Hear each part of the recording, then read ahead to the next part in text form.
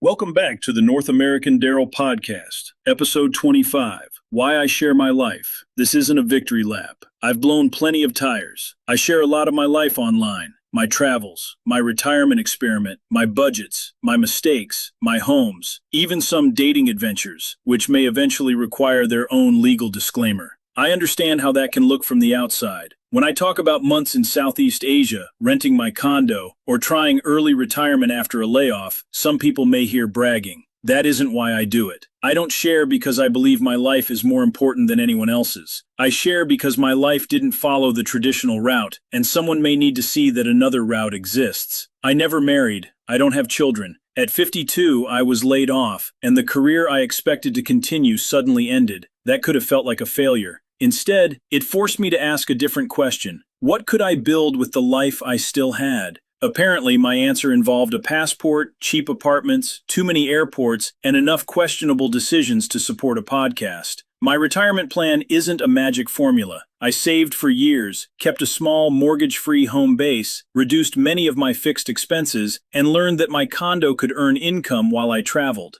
I also discovered geo-arbitrage, living well in places where my money stretches further. None of that makes me smarter than everyone else. It means certain choices and fortunate breaks eventually created options. I'm grateful for that. I also know many people work just as hard without receiving the same timing, opportunities, or safety net. That is why I share principles instead of account balances. Keep fixed costs manageable. Create income where possible. Save something for emergencies. Protect your health. Understand your entire budget, not merely the inexpensive apartment you found overseas. And stay flexible, because every brilliant plan eventually meets real life. Mine certainly has. I've blown travel budgets, forgotten home expenses, miscounted immigration days, questioned where I belong, and learned that paradise can have traffic, humidity, loneliness, and paperwork. Those stories matter just as much as the beaches, maybe more. Social media usually shows the sunset, not the missed ferry, bad math, delayed flight, or sweaty idiot dragging a suitcase through Cebu traffic. I want North American Daryl to show both. I'm not selling a fantasy about permanent vacation. Slow travel still involves groceries, laundry, healthcare, banking, boredom, and dinner. It is simply normal life somewhere unfamiliar, with better stories when things go wrong. I also share because I'm still learning. Every traveler teaches me something about freedom, fear, money, relationships, or how little I need. Writing and speaking make me examine those lessons instead of losing them among thousands of forgotten pictures. The podcast has become a record of who I was, what I tried, where I screwed up, and how my thinking changed. Maybe someone listens and realizes they can travel longer by moving slower. Maybe someone nearing retirement asks a better question about housing, spending, or what they want their remaining healthy years to look like. Maybe someone who loses a job understands that an ending can also create an opening. And maybe nobody listens. My audience is still small. Some weeks I spend more time producing an episode than my audience spends hearing it.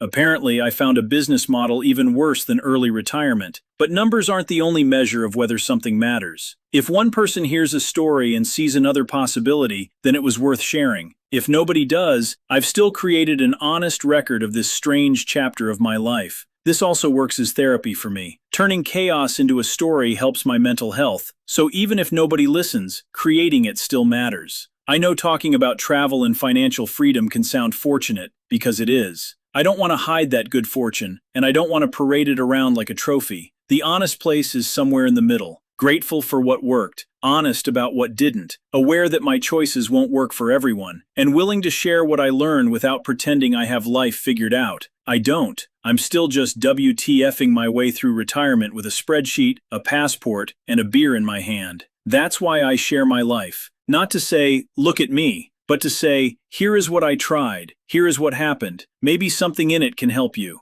Thanks for listening to the North American Daryl Podcast. Until next time, keep traveling, keep adapting, and live life to the fullest.